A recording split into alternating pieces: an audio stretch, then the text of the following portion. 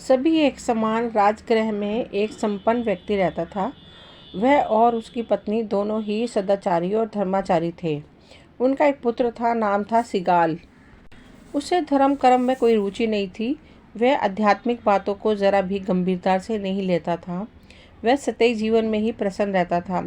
जो जैसा है ठीक है, यही दर्शन था उसका। क्यों व्यर्थ के झगड़ों में पड़ा जाए। जो सामने दिखता है वही सत्य है, अंदर की बातें ज्ञानी जाने, यह उन्हीं का काम है। इन्हीं विचारों के अनुसार वह आराम से जीवन यापन कर रहा था।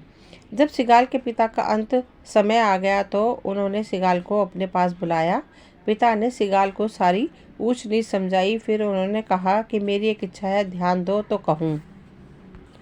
सिगाल अपने पिता को प्रेम करता था। उसने सोचा, पिता की आखिरी इच्छा है, मुझे उसका सम्मान करना चाहिए। कहिए पिताजी, मैं पूरा ध्यान दूंगा, उसने कहा।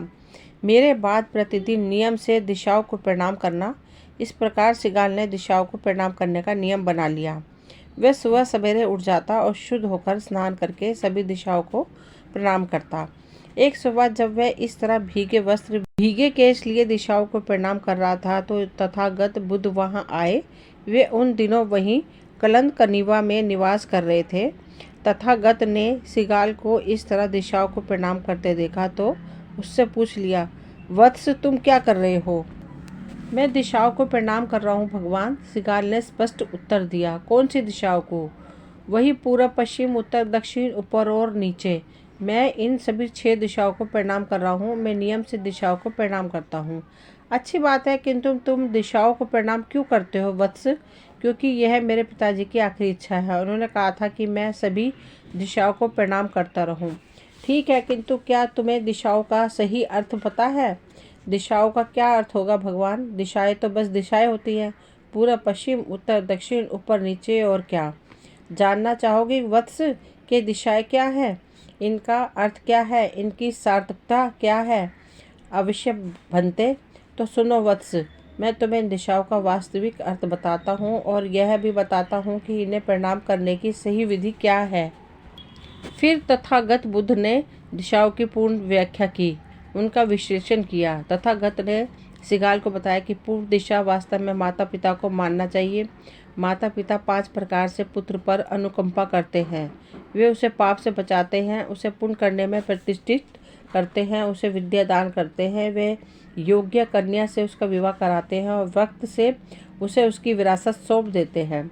उपर्युक्त 5 बातों को ध्यान में रखकर पुत्र को माता पिता की सेवा करनी चाहिए। उसे इस तरह सोचना चाहिए कि माता पिता ने मेरा भरण पोषण किया है, इसलिए मुझे उनका पालन पोषण करना चाहिए। उन्होंने मेरा कार्य किया तो मुझे भी उनका कार्य करना चाहिए। जैसे उन्होंने कुल वंश को बनाए रखा, मुझे भी बनाए रखना चाहिए। जैसे उन्होंने मुझे दया भाग दिया, मुझे भी देना चाहिए। मुझे मृत माता पिता के प्रति हमेशा श्रद्धा भाव रखना चाहिए। पश्चिम दिशा के विषय में तथागत ने सिगाल को यह बताया कि पश्चिम दिशा वास्तव में पत्नी होती है। पत्नी अपने पति पर 5 प्रकार से अनुकंपा करती है। वह सारे कार्य ठीक से निपटाती है। वह नौकरों को वश में रखती है। वह खुद व्यभिचारिणी नहीं होती। वह पति द्वारा जमा किए धन की रक्षा करती है। वह समस्त कार्यों में आलस रहित और दक्ष होती है।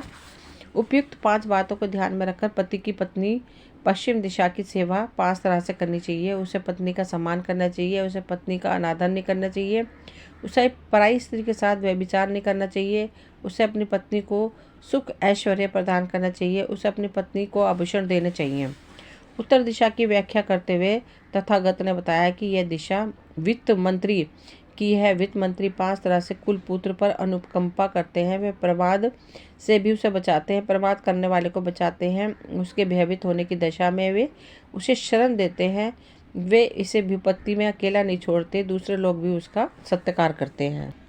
उपयुक्त 5 बातों को ध्यान में रखकर कुलपुत्र को मित्र मंत्री रूपी उत्तर दिशा की 5 तरह से सेवा करनी चाहिए। इन्हें दान देना चाहिए, उनसे प्रिय वचन बोलने चाहिए, उनका काम कर देना चाहिए, उनके प्रति समानता दिखानी चाहिए, उनमें विश्वास रखना चाहिए। इस तरह दक्षिण के विषय में तथागत ने स्पष्ट किया कि यह आचार्य की दिशा है। आचार्य गुरु 5 प्रकार से अपने शिष्य पर अनुकंपा करते हैं। वे शिष्य को विनय का गुण देते हैं। वे शिष्य को बेहतर तरह से उत्तम शिक्षा देते हैं। वे शिष्य को यह सोचकर शिल्प की शिक्षा देते हैं कि इसमें विद्याएं पूर्ण होंगी। आचार्य ही मित्र मंत्रियों का अच्छा बोध कराते हैं। आचार्य दिशा की सुरक्षा करते हैं। उपयुक्त 5 बातों को ध्यान में रखकर शिष्य को आचार्य रूपी दक्षिणा दिशा की 5 तरह से सेवा करनी चाहिए। उसे उत्थान करना चाहिए, उसे आचार्य का सम्मान और उसकी सेवा करनी चाहिए। शिष्य को आचार्य अथवा गुरु से उत्तम उपदेश देना सुनना चाहिए। उसे सत्संग करना चाहिए। उसे सत्कार के साथ आचार्य से विद्या प्राप्त करनी चाहिए। तथागत ने ऊपर की दिशा की व्याख्या इस प्रकार की। यह श्रवण ब्राह्मण की दिशा है। श्रवण ब्राह्मण 6 प्रकार के कुल पुत्र पर अनुकंपा करते हैं। वे उसे पाप कर्म से बचाते हैं। वे कुल पुत्र को सत्कर्म में रत करते हैं। वे कुल पुत्र का भला चाहते हैं। वे कुल पुत्र को ऐसी विद्या सुनाते हैं जो उसने सुनी नहीं होगी। जो विद्या कुलपुत्र ने सुनी होती है, श्रवण ब्राह्मण उसमें उचित संशोधन करते हैं। वे कुलपुत्र को स्वर्ग का मार्ग दिखाते हैं। उपयुक्त 6 बातों को ध्यान में रखकर कुलपुत्र को श्रवण ब्राह्मण रूपी ऊपर की दिशा की ओर 6 प्रकार से सेवा करनी चाहिए। उसे मित्र भाव से कायिक कर्म करना चाहिए। उसे मैत्री भाव से वाचिक कर्म करना चाहिए। उसे मैत्री भाव से मानसिक कर्म करना चाहिए। कुलपुत्र को श्रवण ब्राह्मण को भोजन, भिक्षा और दक्षिणा देनी चाहिए। तथागत ने नीचे की दिशा के विषय में बताया कि यह दिशा सेवक की होती है। सेवक 5 तरह से मालिक पर अनुकंपा करते हैं। वे मालिक से पूर्व सोकर उठ जाते हैं। वे मालिक के सोने के बाद ही सोते हैं। वे मालिक का यश फैलाते हैं। उपयुक्त 5 बातों को ध्यान में रखकर मालिक को सेवक या नौकर रूपी नीचे की दिशा की 5 तरह से सेवा करनी चाहिए। उसे सेवक से उसकी शारीरिक शक्ति के अनुसार ही कर्म करवाना चाहिए। उसे सेवक को भोजन और वेतन देना चाहिए। सेवक जब व्याधिग्रस्त हो जाए तो मालिक को उसकी मदद करनी चाहिए। उत्तम फलों का रस देना चाहिए। उसे समय समय पर विश्राम देना चाहिए। तथागत के मुख से दिशाओं की यह व्याख्या सुनकर सिगाल चकित रह गया। उसने तो कभी इस तरह सोचा भी नहीं था। वह कोई गुठार्थ ना समझते हुए, किसी सूक्ष्मार्थ को ना जानते हुए दिशाओं को प्रणाम किए जा रहा था।